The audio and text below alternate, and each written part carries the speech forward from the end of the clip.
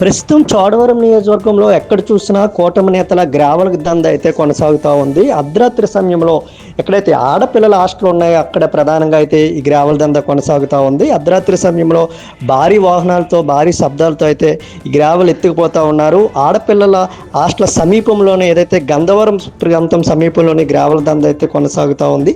భారీ లారీలు జేసీబీలతో అర్ధరాత్రి మొత్తం కూడా నియోజకవర్గంలో ఈ గ్రావెల దంద కొనసాగుతున్నప్పటికీ కూడా అధికారులు అయితే సరైన స్థాయిలో చర్యలు తీసుకోవట్లేదంటూ కూడా విమర్శలు అయితే బహిరంగంగా వినిపిస్తూ ఉన్నాయి. అయితే గంధవరానికి చెందిన కూటమి నేతలతో పాటు వైసీపీ నేతలు కూడా కొంతమంది కుమ్మక్క ఈ వ్యాపారాన్ని కూడా కొనసాగిస్తున్న పరిస్థితి అయితే కనిపిస్తూ ఉంది. అయితే సీసీ రోడ్ల పేరుతో సీసీ రోడ్లకి తోలుతున్నామంటూ కూడా వాళ్ళైతే చెప్తా ఉన్నారు. ఈ నేపథ్యంలో ఎవరైతే టీడీపీ రాష్ట్ర అధ్యక్షుడు పల్లా శ్రీనివాస్ అనుచరులు అంటూ కూడా హడావడి చేస్తూ ఉన్నారు. ఎక్కడికక్కడ పల్లా పేరు వాడుతూ కూడా ఈ గ్రావెల్ రవాణా అయితే కొనసాగిస్తూ ఉన్నారు. ఏదైతే వైసీపీ ప్రభుత్వ హయాంలో అప్పుడు వైసీపీ నాయకులు ఇదంతా చేస్తే ప్రస్తుతం అయితే టీడీపీ నేతలు ఇదంతా కొనసాగిస్తూ ఉన్నారు. అయితే లక్షలాది రూపాయల అక్రమ సంపాదన జయంగా ఈ గ్రావెల్ దంద అయితే కొనసాగుతూ ఉంది. అయితే అధికారులు కూడా నిమ్మకు నీరెత్తినట్టు కూడా వ్యవహరిస్తూ ఉన్నారు. దీని వెనక రాజకీయ నాయకుల ఒత్తిళ్లు కూడా తీవ్రంగా ఉన్నాయనే విమర్శలు కూడా బహిరంగంగా వినిపిస్తూ ఉన్నాయి. అయితే పచ్చని కొండలు ఎక్కడ కనిపించినా కూడా ఈ గ్రావెల్ మాఫియా అయితే తమ దందా కొనసాగిస్తూ ఉంది.